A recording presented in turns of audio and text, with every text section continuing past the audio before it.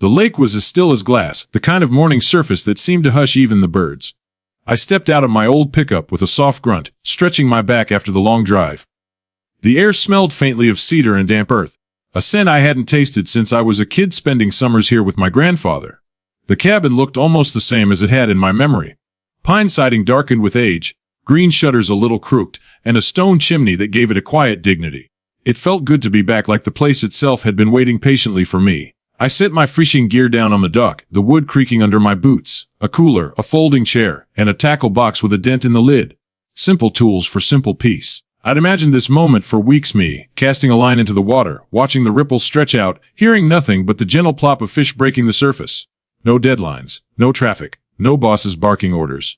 Just me, the lake, and the kind of quiet you can't buy. The first cast hadn't even left my hand when the crunch of golf cart tires on gravel broke the silence. I sighed, reeling the line back in before it had a chance to fly. A voice followed, sharp, nasal. The kind of tone that carried like a whistle whether you wanted to hear it or not. Excuse me. Hey, you there? I turned to see her coming down the dock like she owned the water. Mid-50s, maybe, though her bleached hair and oversized sunglasses made it hard to tell. She wore a pastel pink polo tucked into khaki shorts, and the clipboard clutched in her hand looked like a weapon. Her sneakers squeaked against the wood with every angry step. You can't park that truck there, she said, pointing past me toward the gravel patch near the cabin. This is HOA property. Only registered residents may use this dock. I blinked at her. Morning to you too. She didn't flinch. Don't get smart. All residents are required to join the Lakewood Shores Homeowners Association. Monthly dues are $300. First payment is already overdue. I let out a laugh before I could stop myself. $300. For what? Exactly. She tilted her chin, the way someone does when they're about to read you a list of rules they've memorized for just this kind of occasion.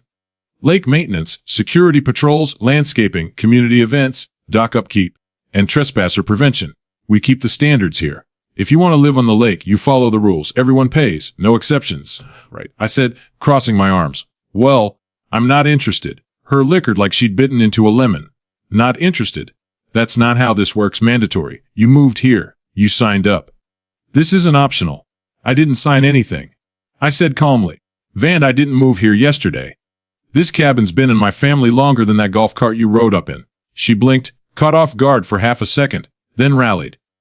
Then you should already know the rules. We can't just let people freeload off the rest of us. Do you think docks fix themselves? Do you think the lake stays clean on its own? I couldn't help it. I chuckled. Pretty sure the fish don't give you their credit card. Her jaw dropped, and I swear I saw her knuckles tighten on that clipboard. This isn't a joke. Failure to pay will result in fines. Continued refusal will escalate to legal action. And trust me, no one ignores Karen McMillan, HO president. There it was. The full name, the title. She said it like she was unveiling a crown. Eyebrows, figures, air. Her nostrils flared. Her nostrils flared. What did you just say? Nothing. I replied, fighting a grin.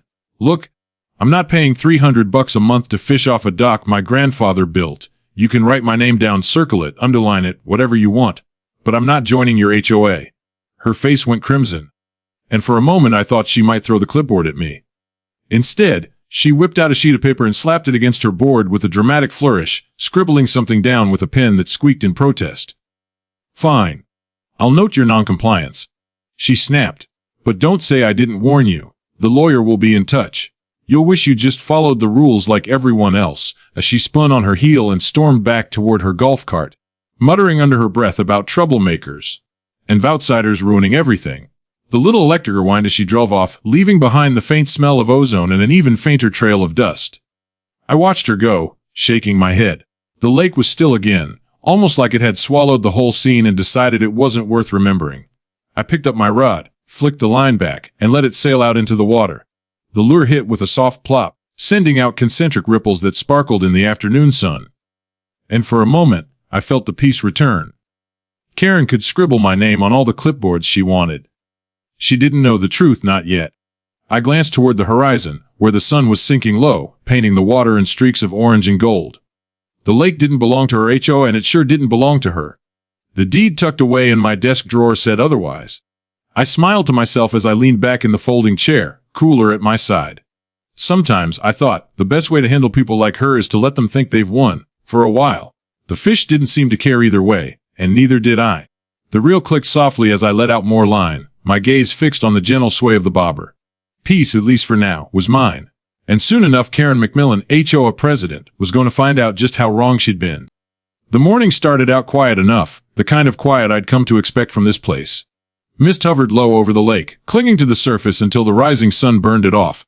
I made coffee in the old percolator, the one my grandfather swore made the strongest cup you'd ever drink, and carried it outside to the porch. The dock stretched out in front of me like an invitation, the water lapping gently against the pilings. It was a picture of peace. Until I saw the bright flash of neon paper stuck to my mail breeze, taped crookedly but bold in its messagey mandate or HOA maidengi. Al restantes mest 18D. Below that, in smaller print, dues are expected from all lake residents. Noncompliance will result in fines. I didn't need to check the bottom to know whose signature was stamped there in large, loopy letters: Karen McMillan, HOA president. I tore the flyer down and crumpled it in my hand. More amused than angry. She worked fast. Most people would take a week to stew before sending threats. Not Karen. She must have been up at dawn with a stack of printer paper and a roll of tape, marching from house to house like some self-appointed tax collector. By mid-morning I saw the real show. Down at the little community green, a patch of grass near the clubhouse as a parking lot for golf carts, half a dozen neighbors had gathered. Folding chairs were arranged in a rough circle, and in the center, like the ringmaster of her own circus, was Karen. She stood by a picnic table with her clipboard, her sunglasses perched on top of her head now, hair sprayed into a helmet that didn't move even in the breeze. I walked over slowly, coffee mug in hand, curious to see how far she'd take it. "Thank you all for coming," Karen announced as if she were speaking to a crowd of hundreds rather than a handful of folks in lawn chairs. "As you know, the integrity of our community depends on everyone contributing fairly. Most of you are up to date on your dues, but unfortunately," her voice grew louder, eyes darting toward me as I approached, "not everyone is cooperating." A couple of neighbors turned to look at me. Some of them I recognized vaguely from childhood summers here. Older now but familiar in the way of small communities where faces never really change. Most of them avoided my eyes, shuffling their feet or pretending to sip from their thermoses. Karen clutched her clipboard dramatically. "We can't allow freeloaders to jeopardize our community standards. It's not just about money. It's about fairness, about order. If one person refuses to pay, what's to stop the rest from doing the same?" I leaned against a nearby tree, sipping my coffee, letting her words hang in the air. Finally, one neighbor spoke up. "Well, maybe he's just settling in. Couldn't we give him a little time?" Karen whipped her head around so fast I thought her sunglasses might fly off. "Time. He's already refused. I personally informed him of his obligations yesterday, and he laughed in my face." "Gat true?" another man asked, glancing at me. I shrugged. "She told me I had to pay $300 a month to sit on my own dock." I said no thanks. A ripple of whispers ran through the group. One woman coughed into her hand.